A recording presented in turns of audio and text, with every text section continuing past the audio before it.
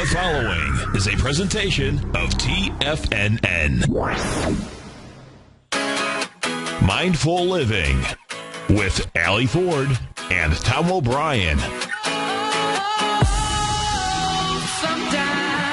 I get a good feeling, yeah. I get a feeling that I never had before. No, I get a good feeling, yeah. Call now, toll free at 1-877-927-6648. Internationally at 727-445-1044. Now, Allie Ford and Tom O'Brien. Namaste and welcome to Mindful Living, everybody, where it's our mission to help you get healthy, feel good, and live life to the fullest every single day. Allie and Tom here on a beautiful day in Tampa Bay, Florida. And today we're talking tips to help you improve your sleep and your communications or relationships. So interestingly, the two can go hand in hand. We'll talk more about that. But before we even get into our tips and conversations today, first, I want to thank our listeners for tuning in each week and listening to the show and getting on this path with us, our health and wellness warriors. It takes a troop to make it. It's not easy to live this lifestyle. So we got to do it together. So thank you, listeners, for tuning in, for tweeting us and sending me a message on Facebook and referring the show to your friends. We really appreciate you tuning in and listening. So, Tom, before we talk about this, I have to hear about your vacation last week. How was sailing? We were both on vacation. Yeah, right? Yeah, a little bit. Yeah, that was there. I was gone the week before. Yeah, yeah. We had a blast. Yeah, that's the bottom line. Yeah, and what's interesting too is that when you talk about just vacations and sleep, and I happen to be on the water for a week. Yeah. So what happens there is that without you even realizing it, you just mellow out in a huge way. Yeah. And the water in general, is, to me, it's really soothing. What then in the aspect of sailing, what I really like is that you're having a great time, but you're working because sailing is work. It's active, right? It's active. We happen to be up in Newport, and there's a lot of good wind up in Newport. So that was a blast, no doubt. How long have you been sailing? Did you start when you were a kid? Was it a family thing? I did. No, I jumped the fence when I was like 10 years old. Oh, really? At a yacht club. I was walking down the street, and I was looking at all these boats. I said, man, what is that? I want to know what that is.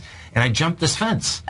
And of course, that's Tom. He lives his life that way, taking risks every day. No, and what happened is that a guy is, he was cleaning it. It was a 110. That's what it was called. And I didn't know that at the time. He was cleaning the 110. And he saw me looking at it, and he says, you want to help me? I said, yeah, I couldn't wait to get my hands on the boat, right? Went down there. Make a long story short, this guy was, he was going to George Washington University at that time, and he was going to be a physicist.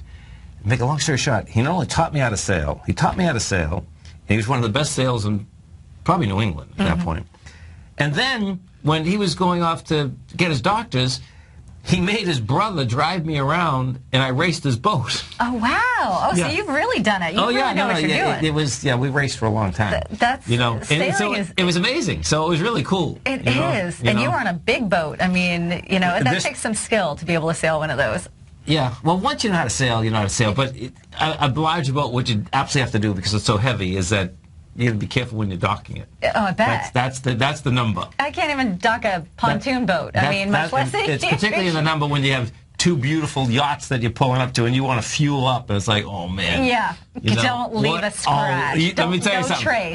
You think a good hour before the fact. You're looking at the dock. You're saying, okay, how many feet do I have on each side? Yeah. Oh my God. What they do, they have bow thrusters, and you go really slow, but it's still, Well, it interests me. Sailing interests me because, I lived in San Francisco for a while, and it's huge out there because the Bay is one of the top places to sail in the world. Sure. And America's Cup there. Exactly. But it also happens to be a very dangerous place to sail because all of that water that's being forced through the 2 points under the Golden Gate Bridge into San Francisco Bay is just turbulent. It's the tide shifts, the current shifts every so many feet. Yes. So they say if somebody falls overboard when you're sailing a boat, somebody keep your eye on that person while the captain, whoever's driving the boat or steering the boat, can turn around and find that person. And so, I was invited to go on a boat in San Francisco Bay when I lived out there with a small group. There were 6 of us, and that's all the boat fit. I want to say the boat was 26 feet. Sure, okay. That's tiny, right? Yeah, yeah. It didn't even have a steering especially wheel. in San Francisco Bay. Yeah, it had what's it called?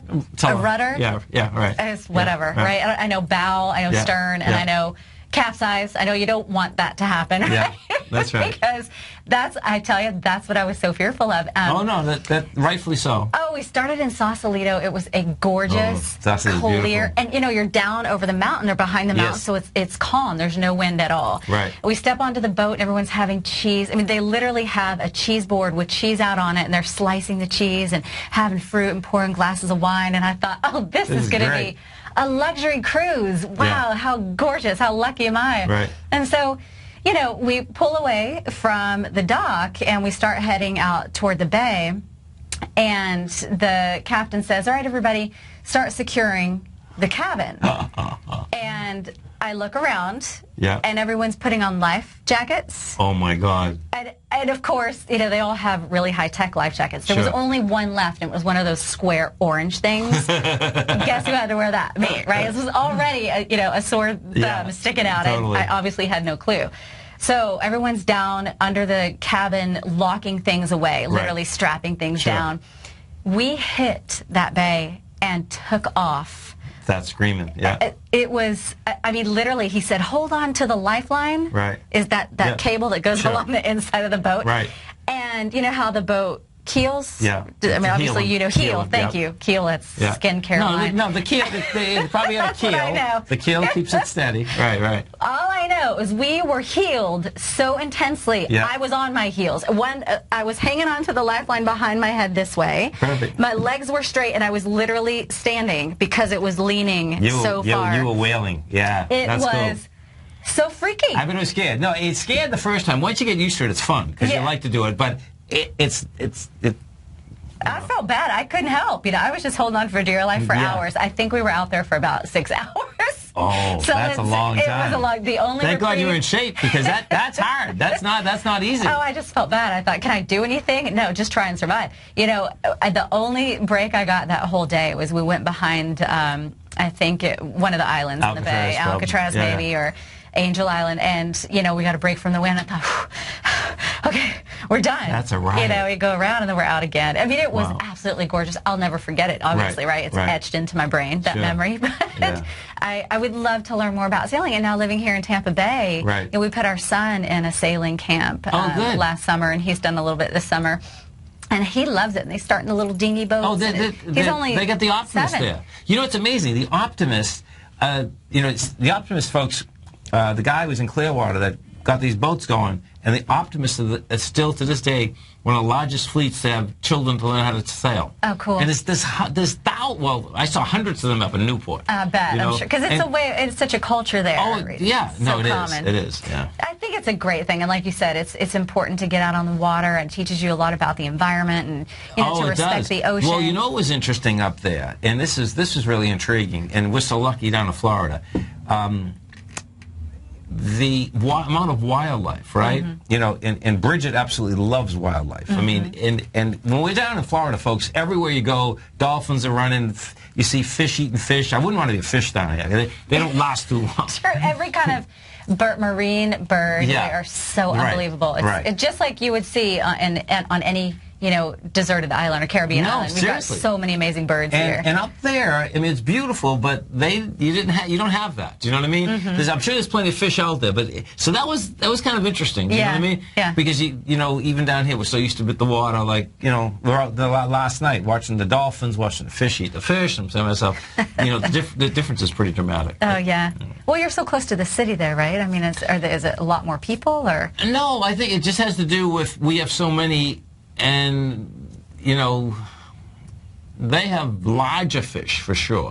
Okay. Okay? Yeah, because the fishing, but you can't see them as much. Like down here, they're breaking the water all the time. Right, you know what I'm saying? You see them jumping. So you just don't see as much. Yeah, yeah. Well, it's beautiful. I'm so glad you got to do that. It reminded me, even though I don't know much about sailing. I had another sailing experience in Greece. I'll tell you about that sometime. It was much easier, much bigger boat, and I was pretty much the hood ornament. I didn't have to do. I got to lay out the whole time. There you go. I got to steer once in a while. It was nice.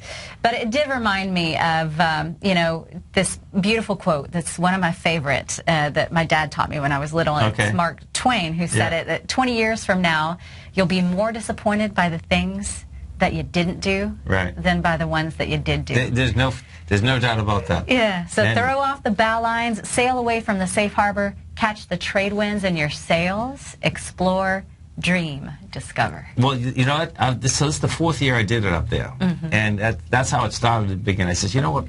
I'm going to go do this. Yeah, and that's what you had to do. Seriously. No matter what happens, and the reality is that you can always make, you know, a million excuses, but the bottom line is that what I've found is this: even booking vacations, you got to book. Anyone, if you work a lot of hours, folks, you got to book them early so you'll go. Exactly. You know, because there's always something to do. Always. You know, so you book them early, go, get on the schedule. That's it. You're done. Yeah, and it's not just our agenda. Because you're not going to remember work when you're dead. True. That's true. And it's not just our agenda that gets in the way, right? It's sometimes we have fear about things. Sometimes we doubt ourselves. And I'm not just talking about, you know, book a vacation, get away, do something you've always dreamed about doing, but do that every day in your daily life. You know, every day, make your life worth living. Live it. Create a life you love and live your life. Don't let fear or hesitation or self-doubt or worry hold you back. Believe in yourself, right? There's my say all the time, if you can see it, you can be it. If you can dream it, you can do it. And you can. I believe that. I do. And it works. I agree. It absolutely does. I agree. I want to teach that to my children, you know. I've met people who might be the glass is half empty type of perspective. Right. And you say, if you can, you know, I said, if you can dream it, you can do it. And my belief is, if you really want something in your life and you put your mind to it, something in that realm will manifest. I agree. No doubt. So let's say you want to be a professional athlete. Maybe you don't end up being a professional basketball player. But if that's your passion, you might end up being a sportscaster. You might end up being a trainer or a coach. You know, you might be a writer who writes about the sport. You find a way to get your passion into your life. Yeah, no doubt. Yeah, because like you said, it's, you know, if you're not working your passion, and let's face it, a lot of people aren't, you still have to find a way to get your passion into your life, whether or not you get paid for it. Do what you love. Yeah. And that's what you'll remember at the end. That's what and that's a driving force for everything else. I mean, I think it just makes your life more simple, and you'll achieve exactly what you do want, you know, having that, because I think we've all done things that we thought we weren't going to do, and then all of a sudden, wow, this is pretty cool. Right. You know, it just, like, it comes out of nowhere. Yeah. You know? Yeah. Like, you know, I mean, I'd say just writing newsletters. I think my newsletters now is like 15 years old. I never thought I'd write in my life. If my English teacher ever said, well, my English is probably still not great, but my English teacher ever see me, they wouldn't believe I write newsletters. No, seriously. You know, so it's funny how that works. Yeah, seriously. When you put your mind to it and you're doing it, and you're doing it, just like the Nagy ad, right? Just do it. Just do it. Just do it. That's a fact, folks. No matter what it is, just do it. Yeah. And, you know, do the best you can at it, because that's awesome, period. I agree. Period. I think about the experiences I remember the most in my life were some of the most challenging, some of the hardest, some of the hardest events that actually made me sad, upset, made me scared, they made me cry, but I went for it. I got through it. Right. And that, I think, builds character. And it builds self-confidence. And you have fun. At the end, you look back. You have fun afterwards. Right. No, it's that, you know, listen, you know what's so cool about this? I still, even when I'm still doing things, I know that, oh, man, this is going to be a trip. But I know that after it, meaning like even after it's over, like right after, that's going to be fun. Yeah. It's like, oh, man, okay. Yeah. That worked. Well, I climbed Mount Kilimanjaro. Yeah, that's intense. Africa that's back amazing. in 1997. So this is before the ice cap melted. It was the top of the mountain was all ice. Really? You know, and this was one of the things I just decided I wanted to take a trip that was going to be personally and physically challenging and spiritually challenging, that would require all of me to get through. Yes. And you know, we said, oh, we're not going to choose the easy route. We're going to choose the intermediate route. You know, and it was one of the scariest experiences of my life. We were on the top of the mountain the last night, climbing in the ice, you know, fearful of falling to our death. Yeah. but you set your mind to it, you get through it, and then you look back and you say, hey, I persevered. I made it. I'm alive and kicking. I'm alive and kicking. We come back, we're going to be talking about sleep, how to sleep well, so stay with us.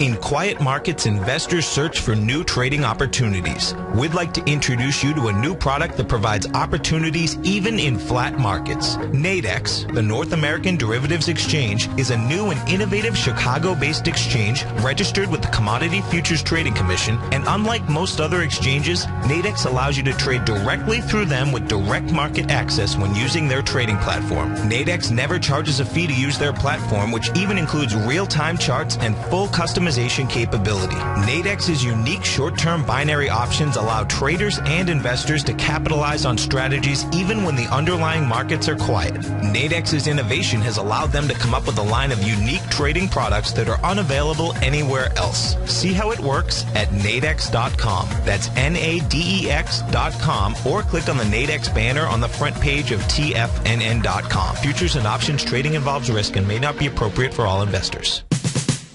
We're told to follow our passion and everything else will fall into place. I hope that's what each of you are doing each and every day. Hi, I'm Steve Rhodes, host of the Money Master Show at TFNN.com, and my passion for technical analysis is what led me to the most fundamental discovery in pattern recognition, the Rhodes Momentum Indicator, market scanner, and trading strategy. A set of tools that identify the momentum and power of the trend, the likes of which have never been seen before, for every market and every time frame.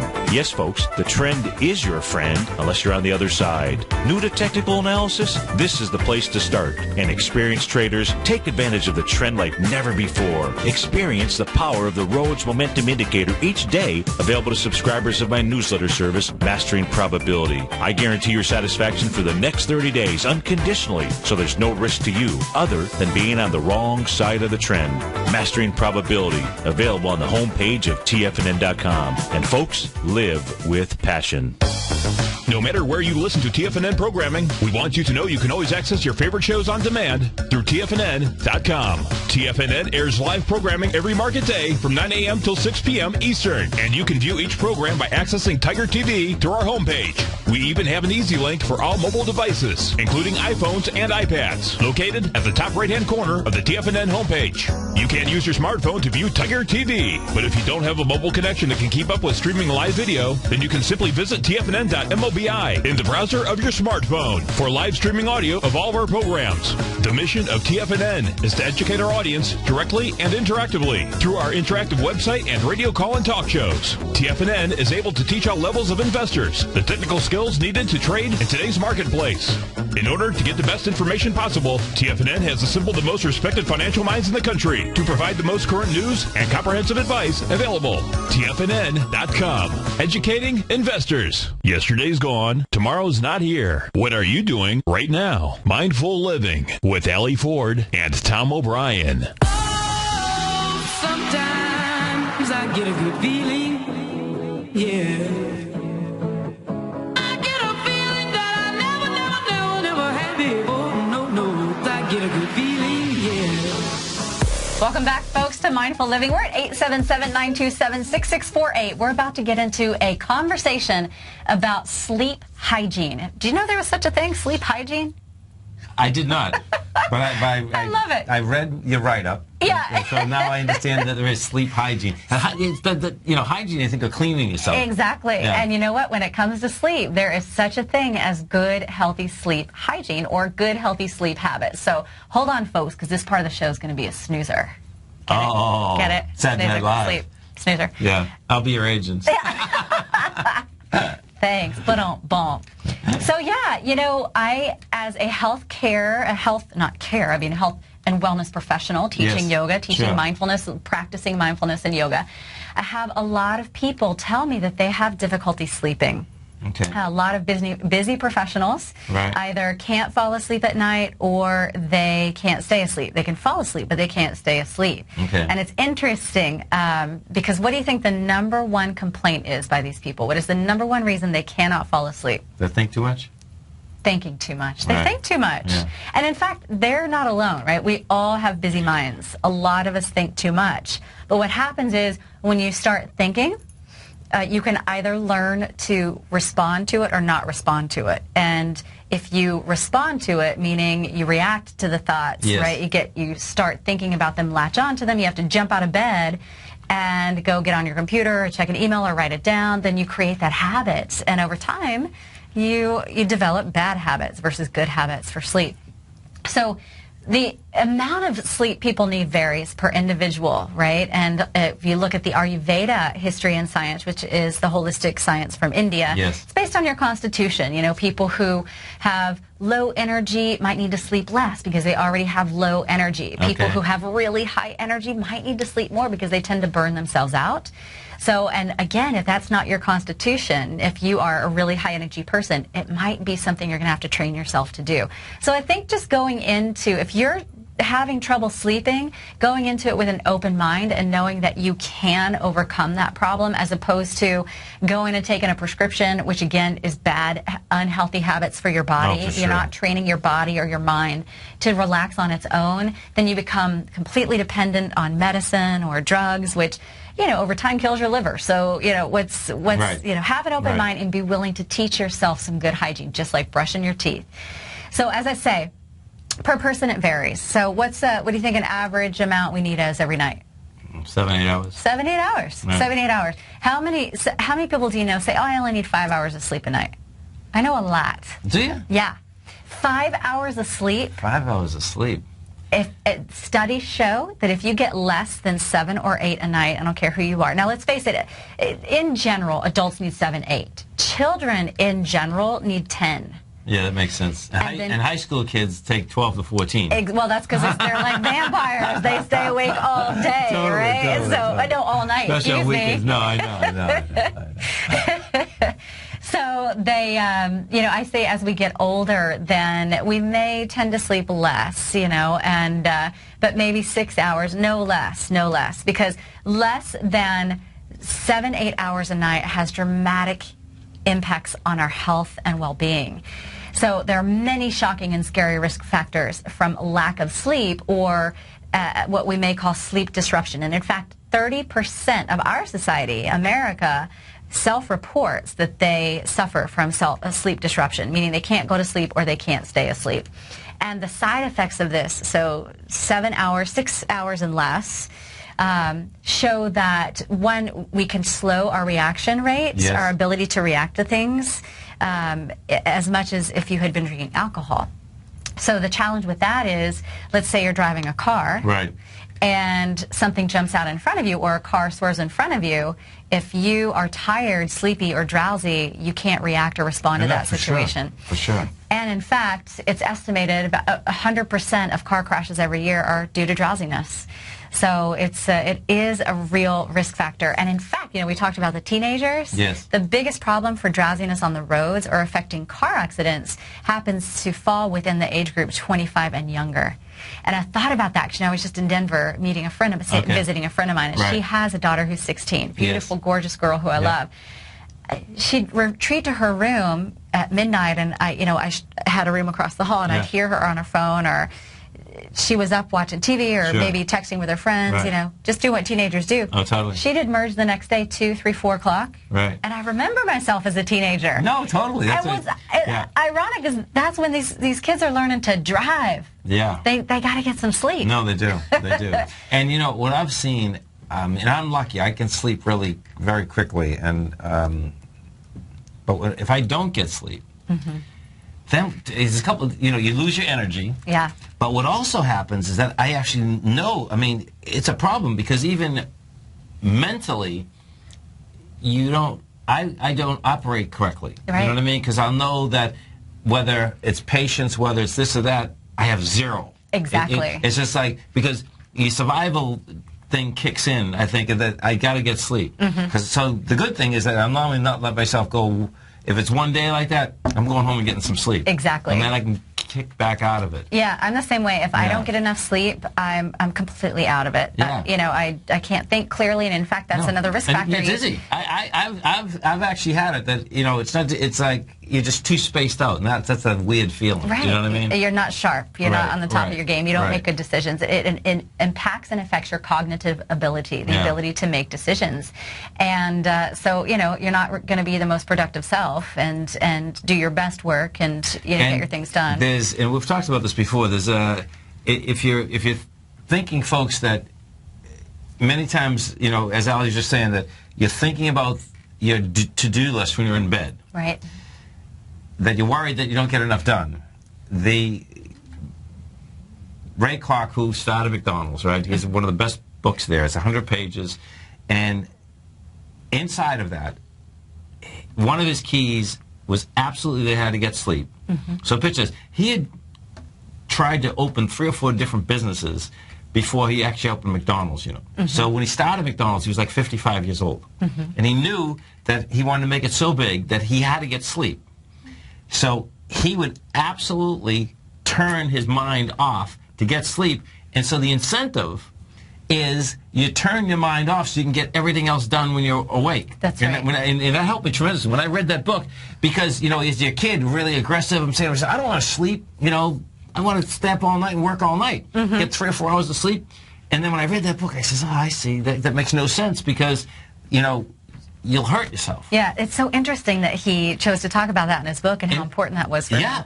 Yeah. I should read that. And that's where I got into the fact that, okay, no matter how busy you are, get to sleep and then wake up in the morning, and it helped dramatically. Because when I had that, I was in the restaurant business then, we're open from 7 in the morning to 11 at night, 7 days a week. Yeah, but it's a long day.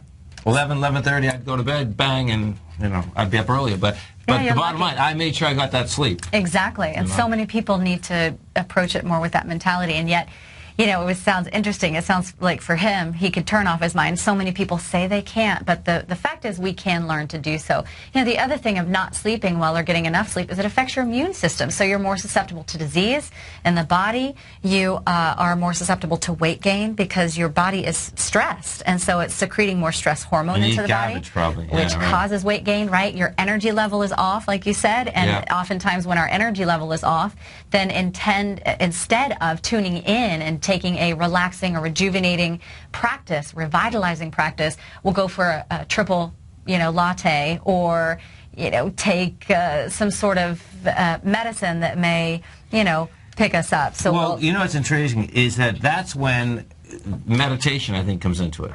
You know, because what I've found is that really works well to go to sleep. Just breathing itself works well. Right. You know, on your website, your chants, you listen to those chants. Right. That works well. Yeah. And what's intriguing is what I found is this. Now this is switching gears a second, but wait to hear what happened to me. So when I can't sleep, if that's the case, just 3 or 4 breaths. By 10 breaths, I'm asleep. Yeah, that's a great tool. If they sleep. But check this out. We were up. Where were we? I know. Okay, we were just out last week somewhere. Bridget and I. We had group. Right? And group of folks is amazing fish. Well, the bottom line is that the fish was great, but the way that they cooked this was insane. Okay? And they put way too much. We both like it hot, but they put way too much in, and they ruined it. Bottom line is that I got heartburn. I never get heartburn. The last time I got heartburn was probably, like, I don't know, 30 years ago, right? Yeah. So I have heartburn. I said to myself, man, this is weird, you know? And it's right here on my chest. I'm saying to myself, that is a strange thing. And you always hear people taking Tums, and I've never had to do it. And I said, you know what, I'm gonna breathe. Guess what? I breathe, 10, 12 breaths, went away a little, 10 more, 12 breaths, it was gone. That's great. Isn't that cool? Yeah, really, you know, really good. so the healing power of breath. Yeah, my mind must be tuned up to that or something. Do you know what I'm saying? Yeah. That it's mind over matter. Do you know what I mean? Yeah, you know? it really is mind over matter. You know, and I think it's funny, a lot of us say, oh, I'll sleep when I'm dead. Well, if you don't sleep, you might be dead quick. sooner than you expected. Because studies show, in fact, there's a study, it's called the Whitehall Study 2 study. Researchers looked at how sleep patterns affected the mortality rate of over 10,000 people.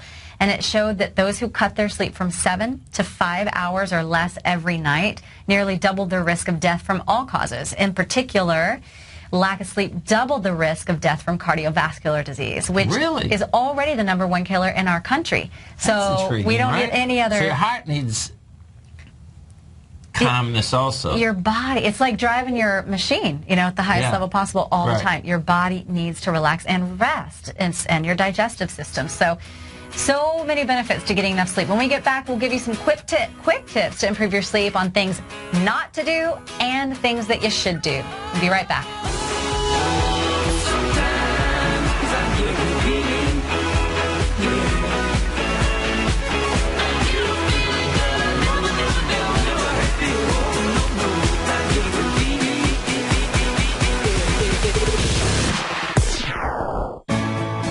You take a hands-on approach to managing your investment strategy. You're always looking for the next trading opportunity to magnify your perspective. Direction Shares connects sophisticated traders with a powerful array of ETFs from a wide range of asset classes. The markets may go up and down, and you want tools for both sides of the trade. Discover how we can help at DirectionShares.com today. An investor should consider the investment objectives, risks, charges, and expenses of the Direction Shares carefully before investing. The prospectus and summary prospectus contain this and other information about Direction Shares. To obtain a prospectus or summary prospectus, please contact Direction Shares at 800-851-0511. The prospectus or summary prospectus should be read carefully before investing. An investment in the funds is subject to risk, including the possible loss of principal. The funds are designed to be utilized only by sophisticated investors such as traders and active investors employing dynamic strategies. Investors in the fund should understand the consequences of seeking daily investment results, understand the risk of shorting, and intend to actively monitor and manage their investments. Distributor Foreside Fund Services, LLC.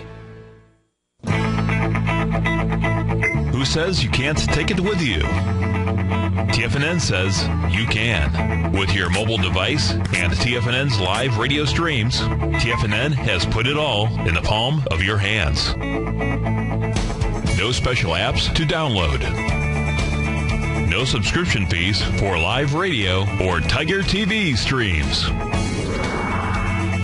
We say you can. Now let's go over to the dollar, because the dollar is going to be the generator. It is the generator of basically higher dollar, lower market. And what the dollar has done, and this whole uptrend, folks, has just gone sideways. The way it works, folks, is this. We say you can. The Tiger Financial News Network. Smart investors and professional traders know you can. TFNN.com. Educating investors. Life is a mystery to be lived, not a problem to be solved. Mindful Living with Allie Ford and Tom O'Brien. Oh, sometimes I get a good feeling, yeah. I get a feeling that I never had before. No, I get a good feeling, yeah. Welcome back to Mindful Living. So let's talk about what you should do if you are trying to improve your sleep or improve your sleep hygiene. So I give you 3 quick tips on things that you need to do every day. The first one is go to bed and wake up at the same time or around the same time every single day. Yep. So wake up the same time every morning, try to go to bed the same time every night, even on weekends. And this helps your body set its natural clock so you get into that rhythm. Yes. That's really important. The second thing I like to say is create a cushy dungeon. A cushy dungeon. That's a good one. I use dungeon. No, you have to. Yeah, because, most people are pretty sensitive. In fact, over 100 body systems are regulated by light via the pineal gland in our head. And so that you should get rid of all light in the room, right? You will sleep better. Even children, oftentimes we'll leave a night light on for children, but in fact they sleep better and their body heals more efficiently if you get rid of all light in the room. Interesting. So get rid of the light, get rid of the sound, including your partner's snoring. If they tend to snore, you're going to have to work that out. Get yourself some earplugs or get them that sticky tape that opens their nostrils or make them roll over to their side. Yeah. Unfortunately, that's a big problem for a lot of people. So if you get rid of the light and the sound, then you create the dungeon, but and the temperature. It's got to be relatively cool, right? So that's going to be personal preference, but around 70 degrees. And then you can feel the blanket over, which is nice. Exactly. Yeah, Now the cushy part comes in when you consider your bed. You need to have a really comfortable bed that works for your spine and good pillows that aren't hurting your neck. So, and that's worth investing in. The pillow thing's a funny thing, right? Because some people like pillows that are harder. Other people like pillows that are softer. Right. So that is definitely a personal deal. Preference. Yeah, right. But, you know, it's worth investing in it. It should be is. a place that you want to retire to. It should be pretty. It should be welcoming and inviting, such that at the end of the night you can't wait to crawl up into that bed and snuggle up, you know? Right.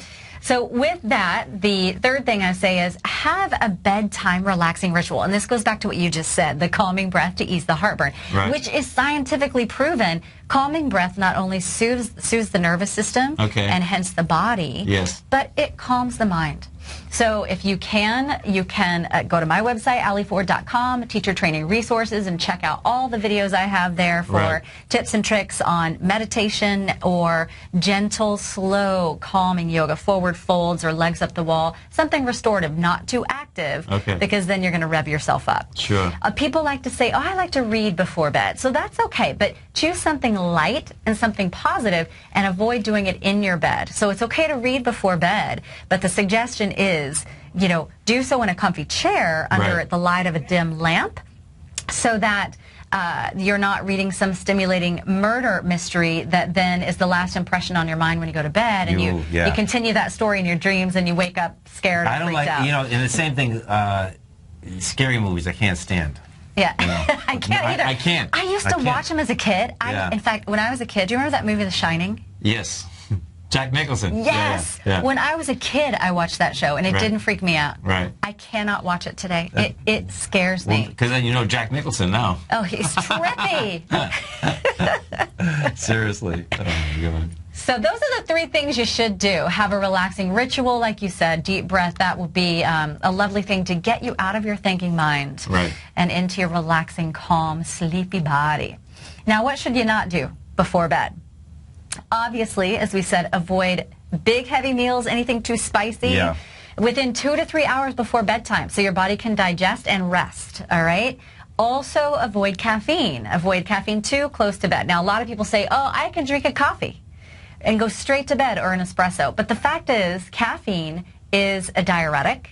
It vacillates, it opens your blood vessels, it gets the blood flowing, it stimulates the heart rate, and it makes you have to go to the bathroom. So for me, I don't drink caffeine after 2 p.m. That's kind of my general rule. So you have to choose what works for you, but try to avoid stimulants right before bed, all right, including those heavy meals. Now, number 2, avoid bright light near bedtime. So this includes TVs, computers, and your smartphone. So a lot of people will be on their computer, their smartphone, in their bed, right in the bed, and that bright light, as I said, body systems are regulated by bright light. So you should save the bright light, turn it down in the evenings, start to settle your body. It's a chemical process, it literally works. And save the bright light for in the morning time. Again, I don't recommend you jump right on your computer. I say do your meditation and then check your email. You'll be more effective if you do it that way. But save the bright light for the morning. And in fact, save the bed for only 2 activities that both begin with S. You can guess what those are. Sleeping and sex. That's exactly right. Sleep and sex. Save the bed for those 2 activities, right?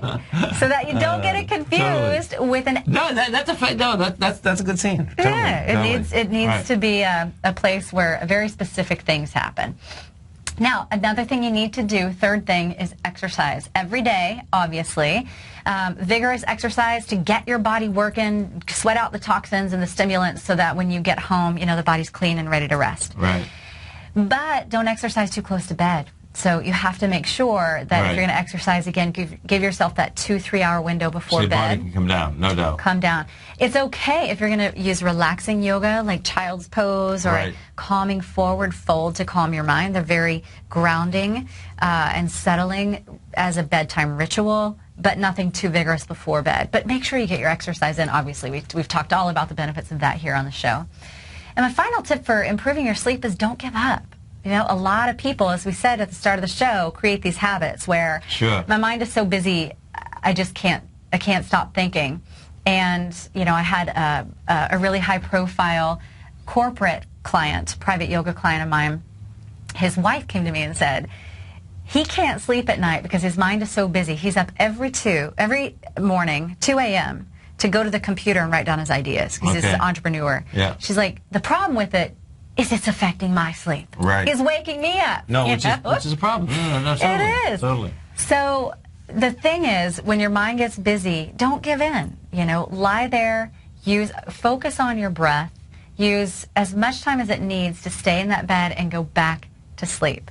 Well, you know what I've seen, and this was by mistake years ago, but if, you know, at the end of the night, you're in a whirlpool, you're in a bath, that there's a whole different ball game when you're sleeping. You know, it just does. It sure does. It's you get there and all of a sudden that's it. You're c'est la vie. Exactly. The morning's coming. Calming, you're relaxed. Hopefully you used your favorite smell-good fragrance or lavender leaves in your bath, and you walk out just on a cloud of heaven. Yeah. And you're ready for relations and pass out. Yeah. Tom was joking about have good relations. You'll get some good sleep. You will. Speaking of communications and relations. Yes. You know, we talked about don't give up on the sleep. Well, we want to talk about some helpful tips for mindful communication and improving relationships so that you don't give up on your relationships either.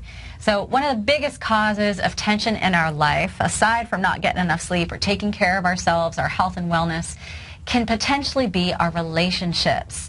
And I think everyone can agree that oftentimes we have people in our life to whom we react in negative ways or overreact in negative ways.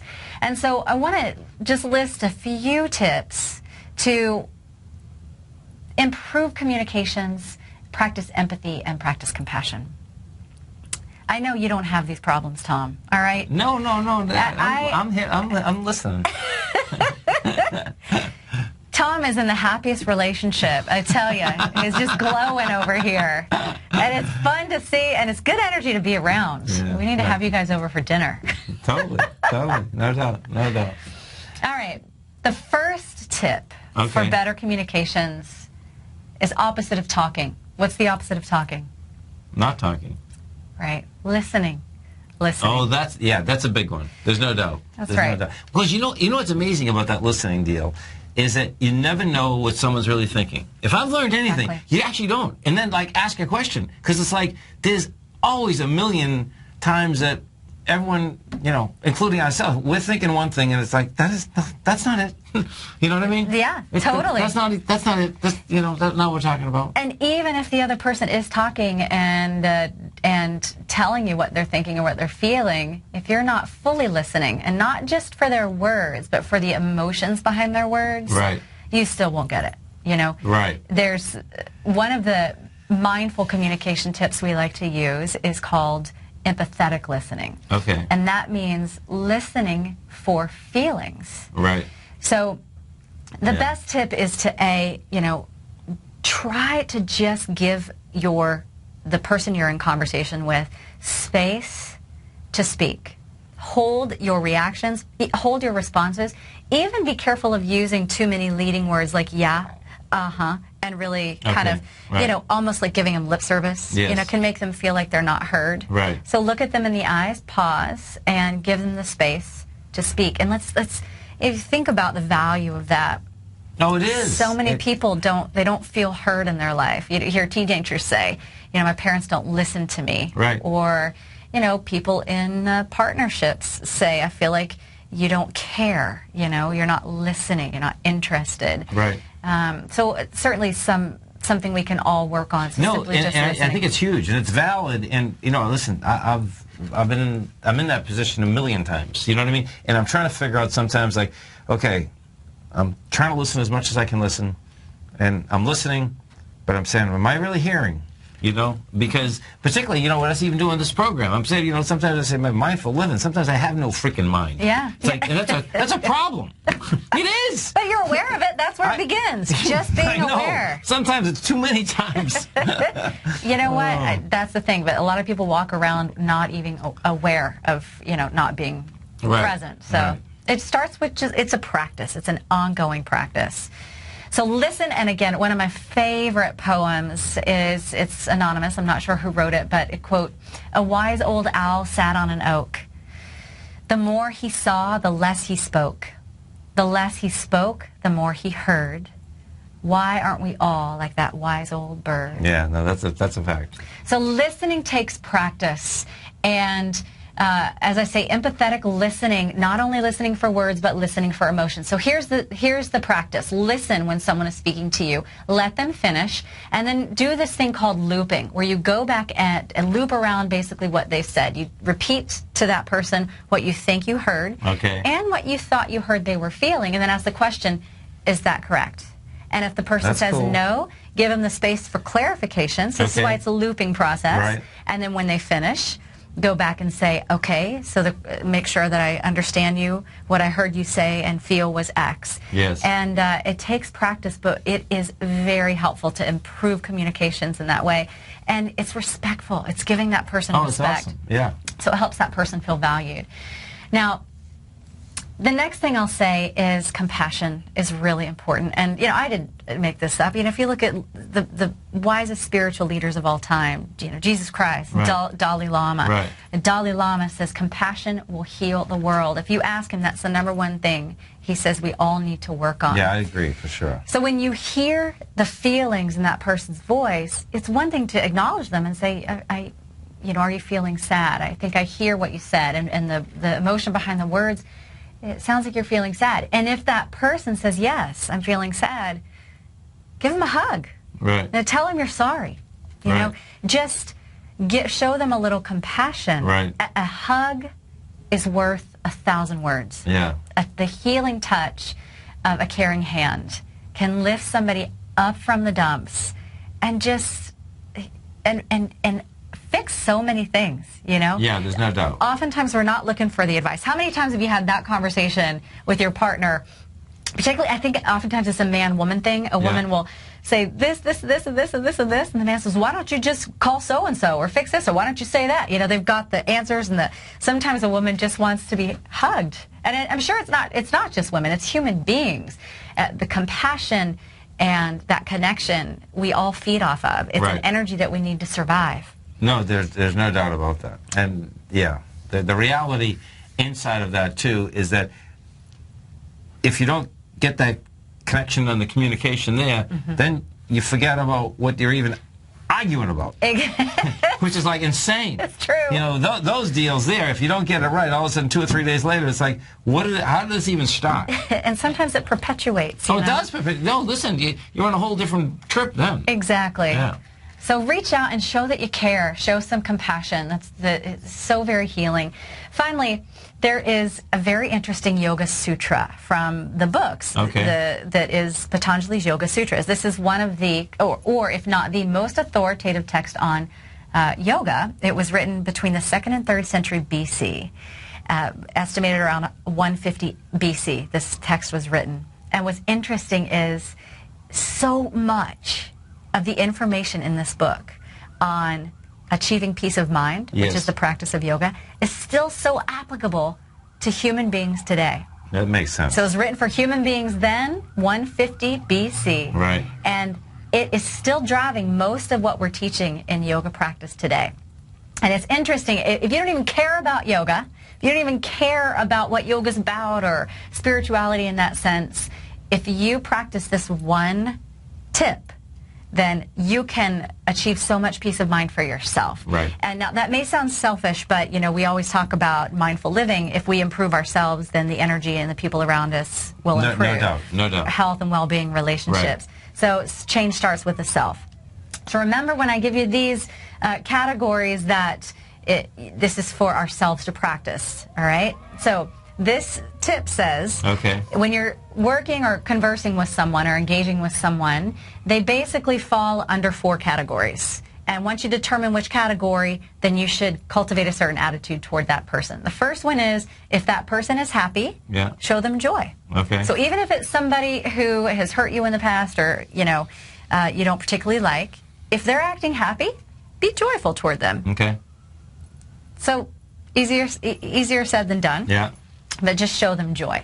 Second one is virtuous, meaning if people are doing right in the world, if they're volunteering or giving back in some way doing virtuous deeds, practice delight or gratitude. Be grateful that there's somebody in the world who's doing that work. Yes. All right. Rather than be jealous that they don't have to work, all they have to do is volunteer. Be grateful that they're volunteering. Right. All right. Third one is, if you come up to someone who's unhappy, we talked about this, show them compassion. Right. Now this, a lot of my students will say, what if it's a Debbie Downer? Remember that skit on Saturday Night Live? No, totally. Debbie Downer enters the conversation. You're so funny. Exactly. Seriously. But all Debbie needed, rather than the rolling eyes or the, she's annoying, is a little compassion. Give her a hug, you know? Show that person that somebody cares. And maybe it'll turn their sadness into joy, right? For just that moment, it'll lift them up. Finally, if you come up against someone who's being wicked, hurtful deeds, then you should step away and avoid getting involved and observe from a safe distance. That's smart, yeah. Keep yourself safe. That bad energy is important to understand. Exactly, and sometimes we're guilty by association. Sometimes we witness bad deeds, or we're standing next to someone who's doing something that's evil or bad, and you may be thinking in your head, this is wrong, but you're still standing there. It seems as though you're engaged and involved in that action. Right. So I find this sutra quite helpful. And a lot of my students and I use this as an experiment for ourselves to improve our relationship. Yeah, because those are simple. They are simple. And complicated. I mean, but they're simple to basically look at and walk through life with. Exactly. And it said, if you can do this, then over time, you yourself will develop a steadier, more peaceful mind. Yeah, and you'll know the difference when you do and you don't. That's what's kind of intriguing here. Do you know what I mean? Yes. Because you know what you want to do, and then you know that if you don't, and in particular the one that if someone's doing something wrong and you're around it, because that one is always a tough one. Yeah. Because then you need the guts to say, hey, what are you doing? Or you need to step away. Oh, the stepping away, I think, if you don't know the person, I can't stand bad energy, and I know it's there, and it's like, okay, just leave it alone. But if you're with someone, and they're just doing something that you just don't think is, right. Then it's like, oh man, what are you doing? Well, you can think, I can, a couple of examples. Let's say it's a gossip. Oftentimes we'll hear some people talking gossip, and you're thinking in your head, oh, this is hurtful. Why are they saying these things? Walk away from that circle. You don't have to be part of that conversation. If, on the other hand, you're seeing something really wicked, like an armed robbery, are you going to step in front of the shooter and say, hey, put the gun down? No, you're going to witness from a safe distance, and then with a clear, calm mind, make the decision to either call 911 or call the police. You don't put your hand in the middle of a dogfight if you're not trained to break up the dogfight. So that's what it means. Be a witness. Somebody needs to be aware of these deeds, so that either we can report it to someone who can do something about it, or we ourselves can make change. But avoid getting involved in wicked deeds. So as you say, you'll know if you're going against these, if it's causing your mind unrest. So for example, if somebody's unhappy around you and you're not able to show them compassion, then notice that you might be really annoyed in your mind. Your mind is thinking about how annoying they are because they're so unhappy and they're complaining all the time. Instead, say, I really feel for them, and I'm sorry you're feeling down. And see how that makes you feel. Exactly. You should feel the energy. You should cultivate peace. No, totally. So you have yourself quite a schedule right now, right? I do. Headed to Shreveport this weekend for 4 days for a sold-out teacher training. And then in September, starting a sold-out training in Panama City. So things are good. That's a beautiful thing. Yep. So for more information on yoga, meditation, breathing, go to my website, AllieFord.com, and join us next week for more mindful living. Until then, peace and beauty. Namaste. Namaste, folks. Have a great one. Namaste.